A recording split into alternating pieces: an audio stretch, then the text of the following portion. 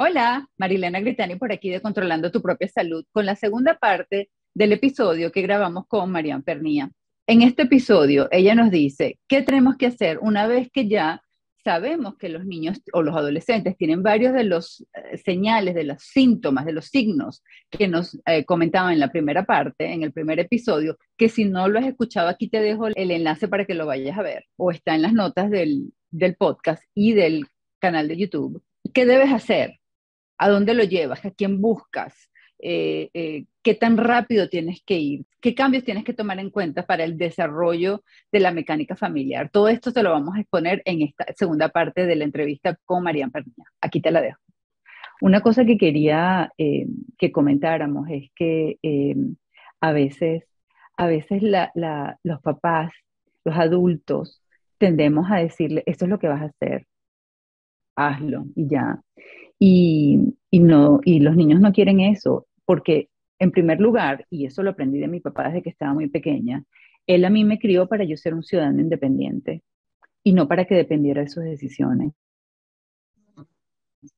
Y luego yo tuve dos hijos que no eran mis hijos, que no nacieron de mí, pero sí llegaron a ser mis hijos y ellos fueron criados así, donde ellos no tenían capacidad de discernir. Todos se lo decían que lo hicieran. Vas a hacer esto, vas a hacer lo otro, vas a hacer aquello. Ellos nunca supieron qué hacer. Y yo crecí completamente de la otra opuesta, de la manera opuesta. Y a mí mi papá me exigía tomar mis propias decisiones con sus consecuencias y todo. Claro, él me guiaba y me ayudaba, pero yo aprendí a tomarlas y estos niños no. Y yo decía, tienen 11 y 9 años, ¿cuándo van a aprender? Si no cometen errores en la casa, ¿dónde los van a cometer? Y no es que tú cumples 18 años y eres mayor de edad y entonces ya eres experto en todo. Tienes que practicar, así como practicas a lavar la ropa, practicas a cocinar, practicas no sé, a jugar béisbol, igualmente tienes que practicar a ser adulto, porque ser adulto es muy duro y muy difícil y muy complicado. Todavía a los 51 te digo, a mí me cuesta. Yo quisiera tener a alguien que me decía, mira, Marilena, párate porque tienes que hacer esto y lo otro. Y yo, no, ratico más. Y no puedo, hay que ser adulto, hay que ejercer la adultez. Y eso no es un proceso fácil. Entonces, allí es donde yo los llamo a los papás y a las personas que son responsables de niños y adolescentes que piensen en eso, ¿no? Que hay que enseñarlos a ellos cómo manejarlo. Si es una tristeza, así como vamos a hablar y cómo se maneja la tristeza. Si es una depresión, vamos a manejarlo, por supuesto, con la guía de un especialista siempre, porque uno cree que sabe, pero la verdad es que no. Porque yo soy farmacéutica y yo sé mucho de medicamentos, pero si a mí me hablan de la parte psicológica, yo sé cómo funcionan los medicamentos. O sea, de eso no Claro. sé. Y por eso es que estás tú aquí como especialista explicándonos, porque zapatero a su zapato. Y no porque sea mi hijo, yo tengo que saber todo, porque no lo sabes, mi corazón. Si tú eres arquitecto, ¿qué vas a saber tú de psicología? Hazme el favor. No, o sea, no tiene una Claro, cosa que ver con la claro, otra. claro. Bueno, y ahorita que mencionabas esto es importante también, bueno, como parte de la información psicoeducativa, contarle a los padres que, a ver, nosotros, bueno, dependiendo de la edad, pero con un adolescente también se hace un acuerdo de confidencialidad, porque esto le brinda la seguridad de compartir lo que él quiera compartir y saber que esto no se le va a decir a los padres, ¿no? Y a veces los padres de manera imprudente quieren saber, ¿no? Y esto es parte del acuerdo con el adolescente, parte del tratamiento.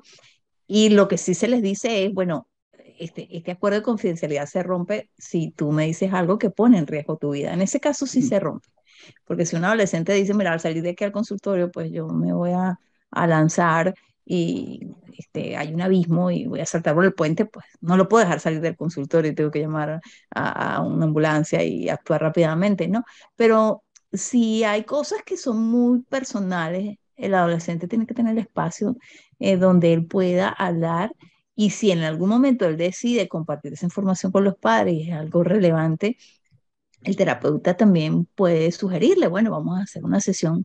Si no puedes decirle esto tú a tus padres, bueno, yo estoy para apoyarte, pero si lo quieres decir, vamos a trabajar una sesión de familia, por ejemplo, ¿no? Ujú. Pero en el adolescente resulta importante considerar que ya no es un niño, que está preparándose para ser adulto, que tiene que empezar a asumir responsabilidades, lo que tú comentabas. El adolescente entonces empieza a ser independiente y como tal asume las propias consecuencias de sus actos. Entonces, en ese sentido, es algo también que nosotros modelamos, ¿no? Y esto es parte también de las sugerencias que se puede dar para apoyar a un hijo con depresión, con un hijo adolescente con depresión.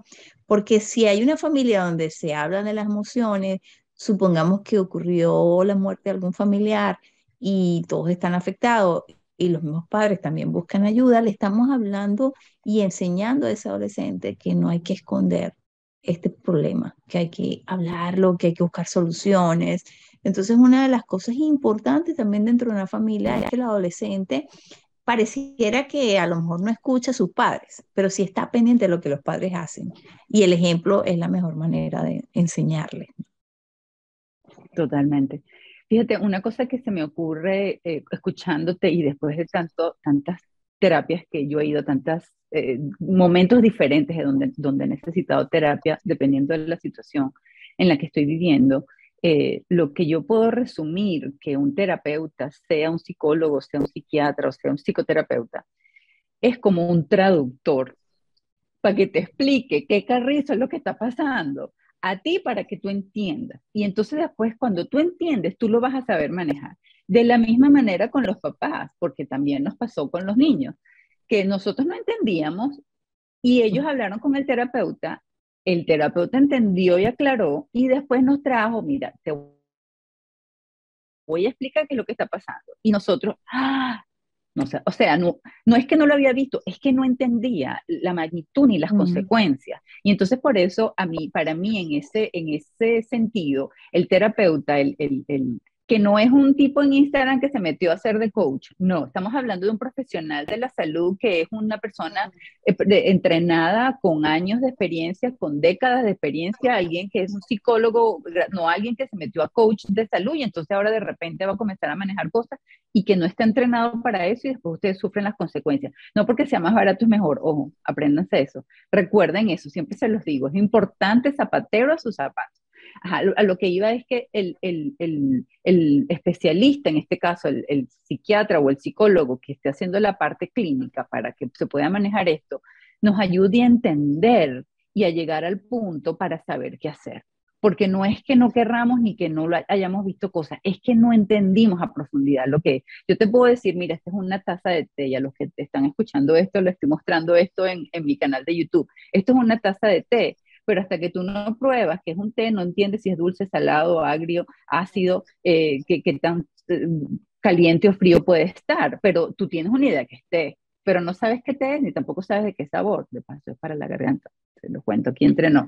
Pero entonces es esa parte, que allí es donde para mí el psicólogo, el psicoanalista, el psiquiatra, el terapeuta, para mí es clave allí, que te explica para que tú entiendas que lo que no entendiste y entonces lo puedas manejar.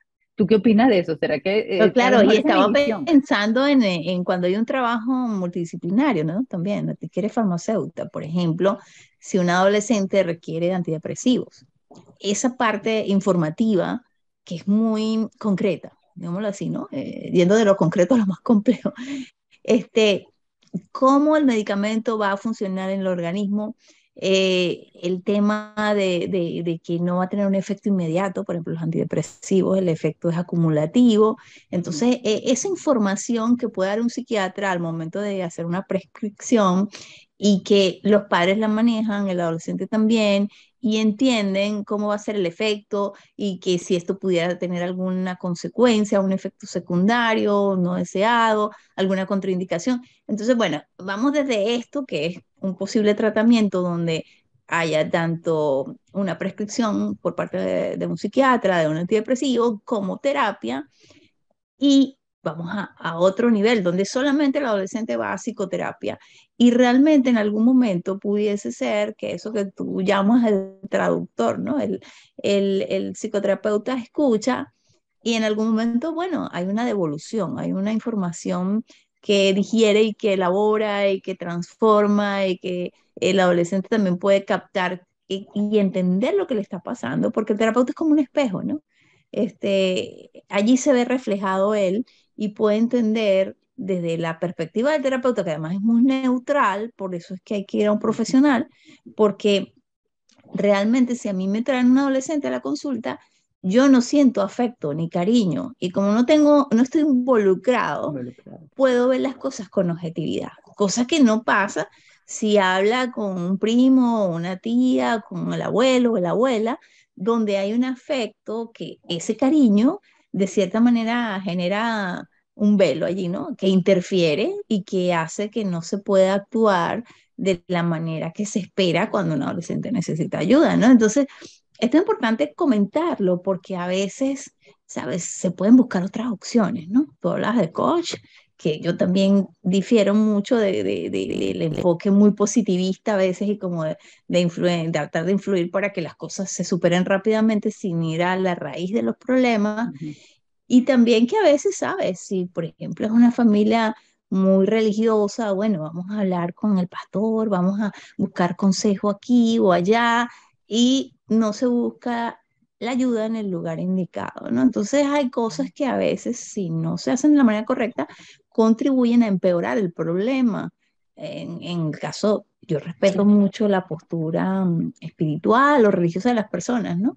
Pero voy a comentar un ejemplo, ¿no? Hay una paciente que yo tuve, adolescente, y su familia era muy creyente, ¿no? Y iban a la iglesia. Y entonces en algún momento, por algunas conductas de ella, empezó a ser etiquetada de como que, de que no era obediente, de que no era digna, de que, bueno, muchas cosas, muchas críticas, ¿no? Y trataban de influir mucho en que ella tenía que orar, que tenía que hacerse estas cosas, y no le daban importancia a lo que ella realmente quería expresar. Entonces, en este caso, ¿qué puede pasar con un adolescente que es tratado de esta manera y que no se le entiende? Mayor rebeldía, se rebela contra la autoridad, puede inclusive entonces tomar un camino equivocado y buscar consumir alcohol, drogas, cosas que no queremos que pasen. Entonces, la prevención es sumamente importante y la prevención viene de que un adolescente se sienta acompañado en esa transición, que pueda ser escuchado y que encuentre espacios sanos donde él pueda, por ejemplo, practicar un deporte, desarrollar otras habilidades, sentirse útil, no, aunque en algunas cosas, digamos que como padres podamos criticar o decirle a un adolescente regañarlo, o esto no se hace porque estamos para orientar, también reforzarle lo positivo, porque un adolescente necesita atención y necesita que le muestre lo que sí está haciendo bien, porque ese es un error de los padres, a veces se fijan es en el error, ¿no?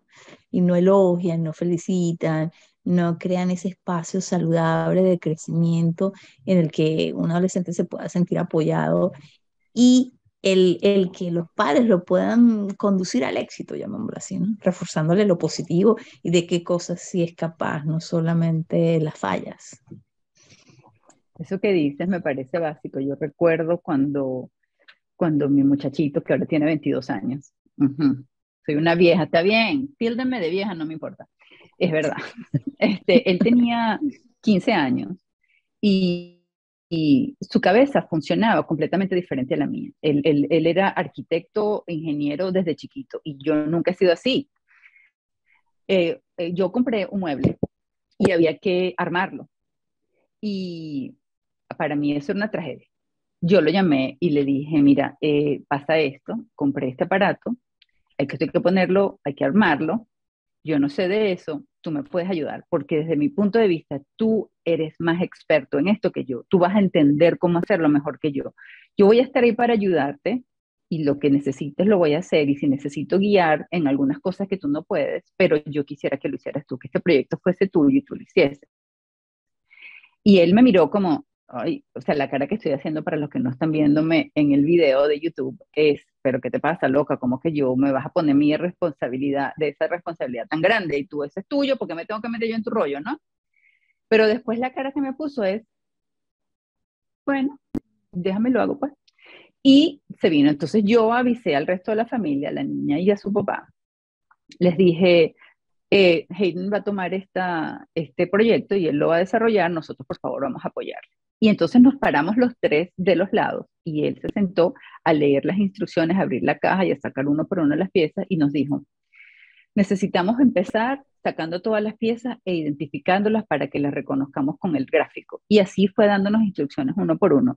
Y a pesar de que él coordinó el proyecto, todos participamos y lo ayudamos. Desde ese día, la autoconfianza de ese muchachito cambió tremendamente. Y hasta ahora sigue siendo él el ingeniero. mira, Hayden, que se me salió la caja de las verduras de la nevera y no la puedo volver a meter. Y tú sabes que yo no sé de eso. Entonces él viene, tranquilo, yo estoy aquí grandote, yo sí sé qué hacer y lo resuelve. O sea, esa seguridad que yo le brindé a él, ese apoyo que le di, y además es que me ayudó, porque yo no habría podido, honestamente. Pero eso que tú dices, esa parte positiva, estableció cuando él tenía solamente 14 años, esa unión entre nosotros. Y todavía hoy, después de tanto tiempo, desde 6 años después, 8 años después, él todavía lo sigue ejerciendo y para mí sigue siendo esa imagen y sigue funcionando.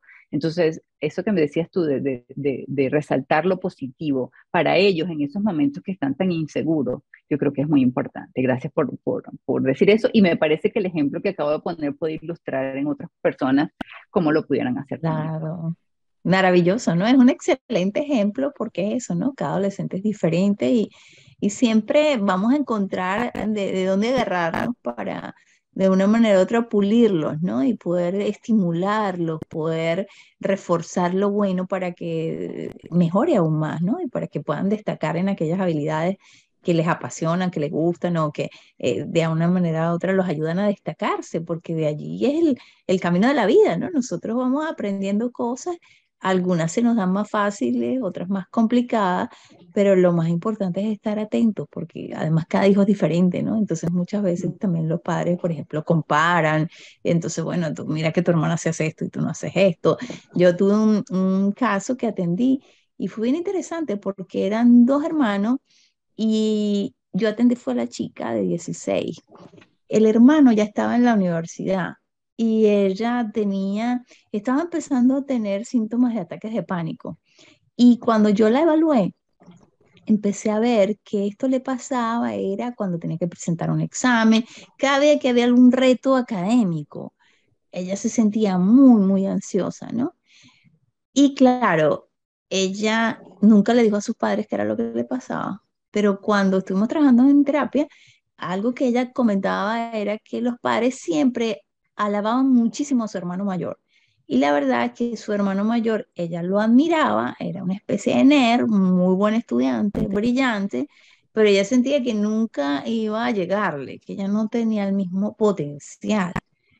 Y aunque los padres no era que le decían nada descalificante, ni que la llamaban bruta, no, no, para nada, las alabanzas constantes y elogios al hermano y el guardar silencio entre cosas que ella podía a lo mejor lograr, pero no tan rápido como él o con cierta dificultad, le estaban afectando, ¿no? Entonces, claro, traigo este ejemplo porque fíjate que es importante reforzar lo bueno, pero también en algún momento, por ejemplo, como en este caso, no había un equilibrio, o sea, se estaba elogiando demasiado al hermano y a ella prácticamente se le ignoraba, entonces como ella era ignorada por no ser brillante, porque ella no era mala estudiante, ella salía bien, solo que no destacaba tanto, le afectó, ¿no? Y una vez que empezamos a trabajarlo, fue interesante porque ella empezó a ver en qué cosas ella era buena, que no se la habían señalado nunca, cómo se sentía en relación al hermano y en algún momento ella quiso hacer terapia de familia, quiso que papá y mamá escucharan cómo ella se estaba sintiendo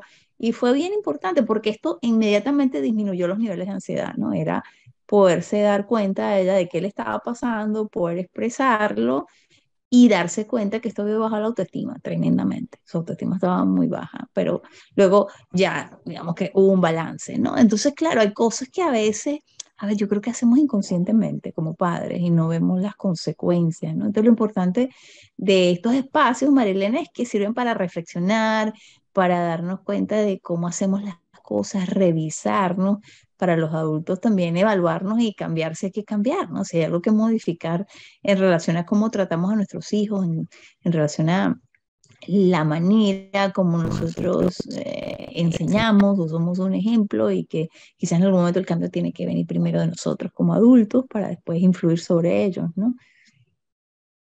Y no tenemos experiencia como papás porque no hay una universidad que tú vas a estudiar 5 años a aprender cómo ser papá. No existe desafortunadamente. Ojalá, sería maravilloso, pero no existe. Ahora, hablemos de una parte que pudiera ser clave para los que nos están escuchando, pensando en, ajá, pero eso no ha pasado, mi niño tiene 10 años o mi niña tiene 9 años, todavía estamos en esa etapa de que es una niñita, es un niñito, todavía está chiquito. ¿Qué puedo hacer para prevenir? Y en el caso que tengas un adolescente donde no ha pasado nada todavía, por suerte, ¿qué se puede hacer en la familia, los papás, las personas allegadas a la familia para evitar que desarrollen Es una muy depresión? importante cómo se dan las relaciones, ¿no? Cómo se brinda la posibilidad, por ejemplo, de que haya calidad de tiempo para compartir, ¿no? Porque hay unas estadísticas que son alarmantes, así como de que durante una semana, de repente, tiempo de calidad que pueden ofrecer los padres puede ser reducido a 1 hora, ¿no?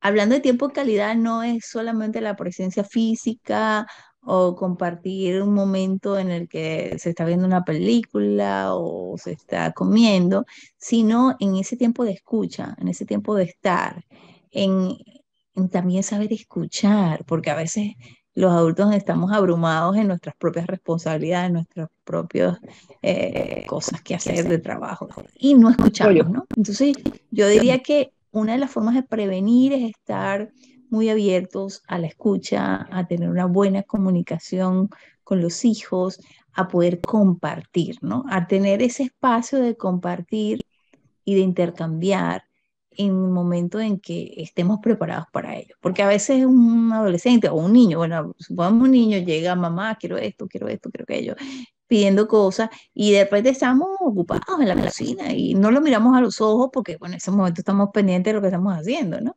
Pero sí es importante que cuando se pueda mirar a un niño a los ojos, comunicarse de una manera efectiva. Si nosotros captamos que, por ejemplo, tiene miedo, poder traducir esto, ¿no? Poder decirle, ok, yo entiendo que estás asustado o tuvo un problema con un compañerito. Entonces, el diálogo y la comunicación son una manera de prevenir que existan complicaciones a nivel emocional, que haya un momento en el que un hijo se sienta solo, aunque esté rodeado de hermanos y de papá y de mamá. Entonces, una forma de prevención es fomentar relaciones sanas dentro del núcleo familiar.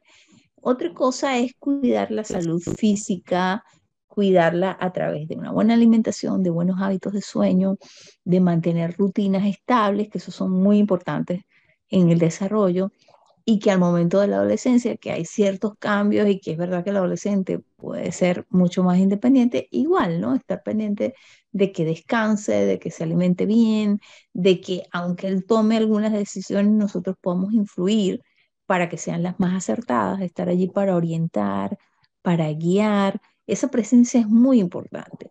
Y ujú. lo otro es que hay cosas que siempre deben ser mencionadas, ¿no? Lo que yo te decía de llamarlas por su nombre. Si ocurre algún suceso que afecte, se debe hablar de este suceso, se tiene que poner sobre la mesa, ¿no? Como si uno pone las cartas sobre la mesa. Bueno, pasó esto, hubo este problema.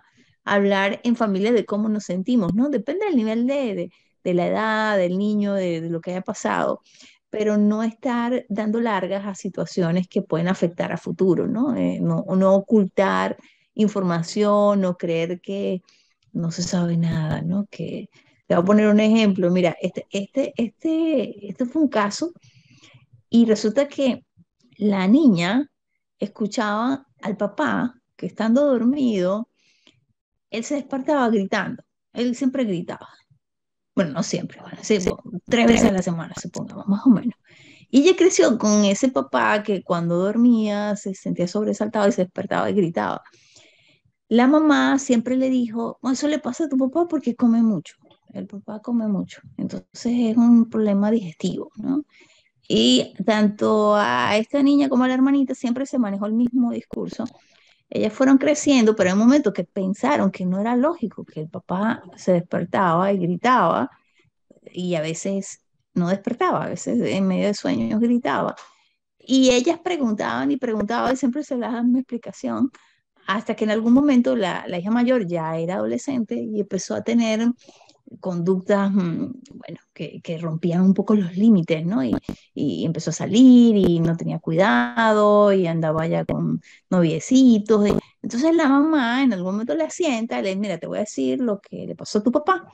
El papá en algún momento, estando muy joven, se vio metido en algún problema legal, en algún momento lo habían torturado, o sea, es una cosa muy fuerte. Y bueno, ella se lo dice de esta manera como amenazante a la hija, como que mira, si tú no tienes cuidado de quién te rodea, fíjate que esto le pasó a tu papá, lo engañaron, se vio metido en un problema legal, para que en algún momento no delatara lo que está pasando, lo torturaron, tuvimos que irnos del país, esto era una familia que había migrado. Y esto fue medio traumático, ¿no? Y después se lo cuenta a la otra hija cuando ya también tiene la edad que la mamá consideraba. Pero la hija menor, que fue con la que yo conversé, se sintió tan traumatizada que estuvo como una semana llorando, imaginándose la tortura, imaginándose muchas cosas. Y te comento esto porque en este caso, esto, la mamá dio la información a las dos hijas, pero nunca se habló con el papá, nunca. O sea, es un tema tabú del cual no se habla. Y yo me imaginaba la angustia de esas niñas, ¿no? Que quizás voy a lo que yo hubiera sugerido si una mamá me viene con una niña que escucha al papá así, yo no le, o sea, le hubiera dicho que no le cuente la cruda realidad de la tortura, pero sí le hubiera sugerido como decirle, bueno, es que ocurrió en algún momento algo que le afectó mucho, que él vive una situación muy difícil, no decirle es porque come mucho, porque entonces, ¿qué cree? El niño crece con la idea equivocada de la que la comida altera a la gente de esa manera, ¿no? Entonces, a veces es como tener el balance hasta donde una información que sea muy fuerte puede ser compartida o no, pero tampoco taparla con un absurdo, ¿no? Con algo que luego el niño crece y dice, ya, porque yo crecí y me estuvieron diciendo esto no tiene lógica. Y me ha pasado muchas veces en la consulta, cosas que se le dicen a los niños que no son reales y que pueden crear fantasías equivocadas porque el niño pues confía en sus padres, ¿no? Entonces es muy importante al enfocarnos en esto de la prevención, de poder hablar y poder tener claridad y poder ser coherentes cuando tratamos de apoyar a nuestros hijos, sobre todo en momentos traumáticos o situaciones difíciles, y el poder saber usar las palabras apropiadas. Y si no se sabe afrontar, pues buscar ayuda, ¿no? ¿Cómo le digo esto a mi hijo? ¿Cómo lo manejo? A mí me ha pasado, por ejemplo, con niños que fueron adoptados, nunca se les dijo y me lo traen ya adolescente y tiene ciertas conductas y no queremos decirle nada. Y resulta que el adolescente ya lo sabe, a su manera, pero ya lo sabe, ¿no? Entonces, yo digo que una de las cosas más importantes es la transparencia, la honestidad, la confianza, porque para un adolescente sus padres son sus guías, son su base, son su apoyo. Entonces, dependiendo de cómo nosotros actuemos, vamos a prevenir complicaciones en la vida adulta, ¿no? Vamos a prevenir trastornos depresivos y otros tipos de trastornos que se desarrollan a veces en base a este manejo equivocado de situaciones que nos pueden afectar emocionalmente, ¿no? Eso yo creo que es una cosa importante, observar mucho y buscar ayuda también ayuda a prevenir, buscar ayuda cuando se empiezan a presentar algunas situaciones, algunos problemas o algunos síntomas, no esperar que el cuadro se incremente y que las cosas sean más difíciles, sino estar como muy atento y abierto a buscar ayuda cuando se necesita. Esas serían mis sugerencias como prevención. Yo diría también que los papás busquen ayuda para cómo ellos pueden comunicarse con el hijo, porque, por ejemplo, esa mamá que le decía a las niñas, es que tu papá come mucho, yo me imaginaba a la niñita haciendo bulimia, o sea, no queriendo comer, vomitar, para que no le pasara eso. Me imaginaba a la niña diciéndole al papá, papá, no comas porque me asusta lo que te pasa cuando comes, o cuando, y si el papá no le hiciera caso, entonces que le tuviera tirria o idea o mal o se sintiera mal con su papá cuando su papá dijera déjame comer yo como lo que me dé la gana. O sea, una cantidad de cosas que pudieran empeorar la situación simplemente porque la mamá no sabía cómo manejarlo. Entonces yo pienso que en ese momento si la mamá hubiese ido con un terapeuta, mira, tengo esta situación, explícame cómo decírselo a mis hijas porque a mi esposo le está pasando, ellas lo están notando, no sé cómo informarlo, allí sería otro clave, porque a lo que voy es que la terapia, en primer lugar, no es para siempre. A lo mejor es por un pedacito de tiempo para una situación específica hasta que lo ayudes, te resuelve y ya. Algunas otras personas como yo no quiero dejar a mi terapeuta más nunca porque, ¿sabes? Es como que no lo suelto, ¿no? Ajá, pero cada quien en lo suyo, ¿no? No es que tiene que ser para siempre. En primer lugar. En segundo lugar, te ayuda de una manera que no tienes idea hasta que pasa. Y no es que estés loco para ir a terapia, no es que te falte un tornillo para ir a terapia, sino simplemente necesitas ese traductor, esa persona que te apoye, ese sitio, como tú lo mencionabas, ese espacio que donde estés a salvo, donde seas seguro, donde nada va a salir a multiplicarse o a decírselo a alguien, Mm. donde puedas decirlo, porque una cosa que yo aprendí hace un par de años, 3 años, es que para yo entender lo que me está pasando, tengo que organizar las ideas lo suficientemente bien en mi cabeza para entenderlo. Y la mejor manera de hacerlo es hablándolo. Yo tengo que organizar mis ideas en mi cabeza de manera de que cuando te lo diga a ti, para que tú me entiendas, yo lo tenga organizado. Entonces, cuando lo organizo para que tú me entiendas, lo escucho organizado y le doy otro segundo toque a mi cerebro como para que entienda la cosa bien. Y entonces, hablándote, te estoy diciendo, esto no es para ti, esto es para mí, escúchame por favor. Resulta ser que ahora sí entendí, la persona, ¿te ayude? Sí. Pero no hice nada, bueno, pero me ayudaste escuchándome y me permitiste ese espacio. Entonces, eso también lo hace un terapeuta. Entonces, no es que somos superhéroes, no es que salimos con todo desde que nacemos, no es que tenemos que hacerlo porque somos adultos, todos necesitamos ayuda de alguna manera. Y en este caso, zapatero a su zapato, el terapeuta es especial para esto. No duden en consultarlos, no eres menos al hacerlo. Al contrario, eres lo máximo cuando lo haces, porque créame que vas a tener una visión de vida completamente diferente y te va a ayudar mucho más. Y yo soy pro terapia, yo soy pro psicoterapia, yo soy pro medicamentos también cuando hacen falta. Y eso era lo último que quería decir. Si necesita medicamento, no tiene que ser para siempre, ni tampoco se le quita de inmediato. Todo es un Claro, proceso, todo se maneja, todo es poco a poco, pero sí se puede hacer. claro, claro, porque mucha gente a veces dice, no, es que me voy a volver adicto al medicamento. O sea, la gente habla mucho de esto y resulta que no es así. Si un adolescente tiene insomnio y necesita tomar un medicamento para dormir, esto es transitorio, es un momento que todo se va a balancear.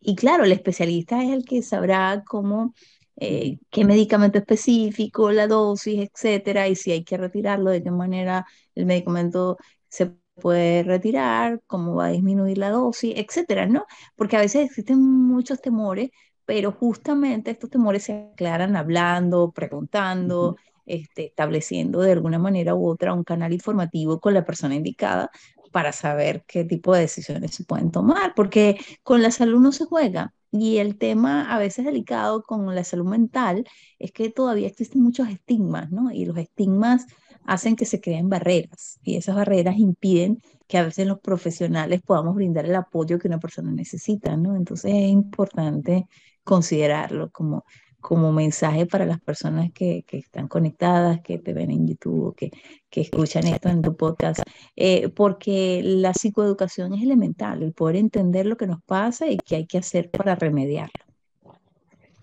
Mi abuelita decía, hablando se entiende la gente. Ujú. Así es, así es. Sí. Bueno, María, no tienes idea cómo te agradezco toda esta conversación. En primer lugar, para mí ha sido enriquecedora y sé que para todos los que nos vieron y nos escucharon también. Y sobre todo porque tenemos que hacer esa labor educativa y de llevar la información a que no hay que tenerle miedo a terapia, no hay que decir ese niño es un mal criado, hay que darle 3 nalgadas y con eso tiene. Ay, vamos a esperar que eso se le quita. Ninguna de esas cosas solucionan los problemas, sino que hay que confrontarlos, enfrentarlos y resolverlos. Y un dato Ujú. que les voy a dar antes de terminar es, hablen con los chamos en el carro, porque como no los estás viendo, ellos hablan y sueltan la bola, pero así. Entonces les doy ese dato. Yo llevaba a mi hija al colegio y cuando estábamos en la cola para dejarla, ahí hablábamos de cosas, sobre todo de las canciones. Esta canción dice tal cosa. Fíjate tú lo que está diciendo esta canción, que el niño lo tocó y entonces ella se dejó. No, señora, usted no la toca a nadie porque y entonces era un tema de Mm. conversación. Y como ella no me estaba mirando a los ojos ni yo la estaba mirando a ella, ella se sentía más cómoda hablando y soltaba el papagayo, pero el pabilo, mejor dicho, así es que se dice, ¿no? Soltaba el pabilo, pero completito. Entonces les doy ese dato, hablen con los niños. Y la otra cosa que quería decir, se me había olvidado, es que mi papá, cuando yo estaba muy pequeña, él tenía citas con nosotros. Nosotros éramos varios hermanos y mi papá se encargaba de tener un día con cada uno de nosotros, un almuerzo solitos nosotros, donde su atención era, y era los llamábamos citas. Y él y yo caminábamos y nos agarramos de la mano como que si fuésemos una pareja y íbamos a comer a donde a mí me gustaba, teníamos conversaciones, pasábamos una tarde completa juntos y yo me acuerdo que llegó un punto que ya yo estaba grande y entonces se veía como que él estaba de novio conmigo y la gente nos miraba feo. Y yo no, es mi papá, lo que pasa es que así de tanto lo amo, ¿no? Y así de tan buena era la relación. Les doy ese dato, yo que fui, entre comillas, madrastra, eh, yo le pedí al papá de los hijos, de los niños, que él tuviera tiempo solo con ellos, que fueran los dos solos con él, y yo, porque yo lo viví.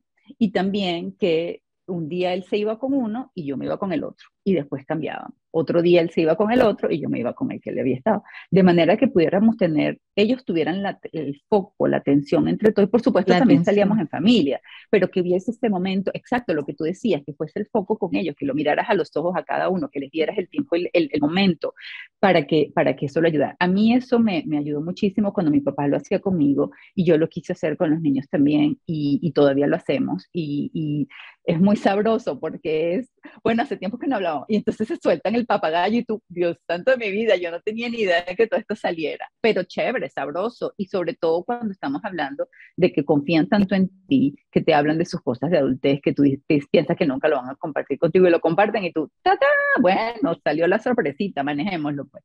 Eso es algo Claro, divino y se los recomiendo a todos porque se la pasa sabroso. claro, una excelente sugerencia, me parece brillante, buenísima, buenísima, porque es eso, ¿no? El que ellos puedan sentirte especiales, porque si tú tienes esa dedicación, que de acuerdo al tiempo, pues se puede organizar una vez a la semana, una vez al mes, dependiendo, pero no dejar que el tiempo pase ¿sabes? Que los hijos van creciendo y cuando ellas están gigantes, grandísimos, ya se van de la casa y ya hemos perdido la oportunidad de crear una Ujú. relación cálida y cercana, porque es cierto que el amor está allí presente, es importante estar allí, pero no es lo mismo si nosotros nos enfocamos en la cercanía, en ofrecer un espacio de confianza, en brindar la posibilidad de que en el compartir se dé la oportunidad de que ellos nos cuenten sus preocupaciones, sus angustias, sus temores y que podamos asumir las cosas con naturalidad, con la mayor espontaneidad y disfrutarlas, porque cada etapa tiene su encanto, ¿no? Y cada momento tiene algo especial que ofrecernos, que si estamos abiertos a esto como padres, lo vamos a captar, lo vamos a entender, lo vamos a disfrutar. El tiempo pasa muy rápido, así que hay que aprovecharlo y disfrutar de nuestros hijos cuando los tenemos con nosotros. Así es. El tiempo pasa, nos vamos poniendo viejos, dice la canción. María, muchísimas gracias por este espacio, muchísimas gracias por esta información. Yo sé que todos van a querer ubicarte, no solamente para hacerte algunas veces directamente a ti, sino tal vez para comenzar a seguirte y ver qué otras cosas manifiestas tú, qué otras cosas les enseñas y les informas de tu práctica, de tu ejercicio como profesional de psicólogo clínico. ¿Dónde las personas te pueden ubicar y dónde pueden buscar esa información tuya? Bueno, básicamente en Instagram mi cuenta es Marian, rayita abajo, piso, psicoconsúltanos. Ahí estoy disponible. Generalmente, pues estoy publicando información, también respondo los mensajes que las personas me envían, porque a veces hay gente que tiene inquietudes, ¿no? Y ahí estoy para responder a cualquier curiosidad, a cualquier problema. También tengo servicio de psicoterapia online cuando la gente está en otros países o en otros lugares, que sobre todo con la pandemia esto empezó a ser muchísimo más común y la verdad que puedo decir, aquí como, esto suena como a cuña, pero bueno, en mi experiencia yo siempre había trabajado de manera presencial, yo no había trabajado online. Cuando se dio la pandemia tuve que hacerlo y la verdad que me di cuenta que daba resultado y yo dije, wow, fíjate, esto da resultado. O sea, aunque la virtualidad pues tiene unas limitantes porque yo no puedo observar todos los movimientos corporales, igual la conexión emocional se da. Y para mí esto es maravilloso, esto es una bendición de la tecnología y lo valoro muchísimo. Entonces, bueno, también estoy a la orden si alguien necesita ayuda y la terapia virtual puede ser una opción, porque no es una opción posible para todos los casos. Por ejemplo, hablamos de depresión en adolescentes y si la depresión está es severa y tiene unos síntomas, por ejemplo, tiene indicadores de suicidio, no se podría atender de manera virtual.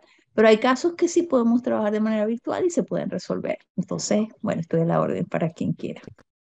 Muy bien, aquí te vamos a dejar la información aquí abajo para que la veas si estás viendo el video y en el caso de las personas que están escuchando va a estar en las notas del podcast para que ubiquen a Marian y entonces puedan consultar, preguntar o incluso hacer una cita con ella porque también lo hace. Y tienen que manejar los tiempos porque ella está en Inglaterra, pero sí se puede, sí se puede. Bueno, estamos hablando tú y yo estoy en Phoenix, Arizona, tú estás en Inglaterra y estamos aquí en la conversa, se va a poder hacer cualquier otra cosa, yo sé que sí. Muchas gracias Claro que por sí, eso. Unos así minutos es. para que te despidas y cerramos ya la entrevista. Bueno, Marilena, pues agradecerte por esta invitación. He disfrutado mucho este intercambio y realmente pienso que, bueno, que cada encuentro nos hable posibilidades, así que de verdad que yo estoy muy contenta de haber participado en esta entrevista, de haber intercambiado información, de conocerte de momento virtualmente, pero creo que estas conexiones nos ayudan, estas conexiones permiten que podamos, bueno, ayudar a otras personas, que podamos reflexionar, que podamos aprender también, porque yo creo que de cada encuentro tú te llevas algo, ¿no? Y aprendes algo. Y siempre es importante reconocer que nos necesitamos, que unos a otros nos vinculamos y construimos juntos comunidades, construimos juntos posibilidades, opciones. Entonces, bueno, de verdad que muchísimas gracias por esta invitación, disfruté mucho del encuentro y espero que las personas que vean el video en YouTube o que escuchen el podcast, pues se encuentren aquí un espacio donde pudieron aprender algo, pudieron llevarse algo para aplicarlo a sus vidas, que en esencia, pues es lo que buscamos, ¿no? Siempre ser un apoyo para las personas que lo necesitan. Entonces, muchas gracias. No, es la idea. No, gracias a ti por tu tiempo y por la dedicación y estás invitada cuando quieras. Así que si ustedes quieren que volvamos a traer a Marian, ustedes nos dicen, mira, ¿por qué no le preguntas a Marian de tal cosa? Y la volvemos a invitar a ver si puede. Muchísimas gracias por eso. Y aquí estamos a la orden. Que tengas buen día, Marian. Gracias. Ok, María Elena, muchas gracias. La verdad es que la conversa estuvo muy sabrosa con Marian. Espero que a ti te haya llegado la información, los ejemplos que pusimos, la lista de los síntomas, la lista de los signos que tú puedes detectar para ver cómo puedes ayudar a tu hijo o a tu hija y cómo puedes darte cuenta que las cosas pueden estar comenzando para que le agarres a tiempo y no se te pase y no se salga de tu control. Ver las cosas desde el punto de vista de tus hijos, sentarte en la silla de ellos y ver por sus propios ojos, me parece a mí que es la clave. Por supuesto, cada quien tiene situaciones diferentes y de estilos de vida diferentes. Totalmente de acuerdo. Sin embargo, hay momentos en los que estos ejemplos pudieran ayudar. Espero que haya sido así con este episodio y de haber sido, te agradezco muchísimo que me ayudes a compartirlo, porque en esta época los problemas de depresión en adolescentes desafortunadamente están creciendo. Espero que haya sido de tu provecho y nos vemos para la próxima. Cuídate mucho. Adiós.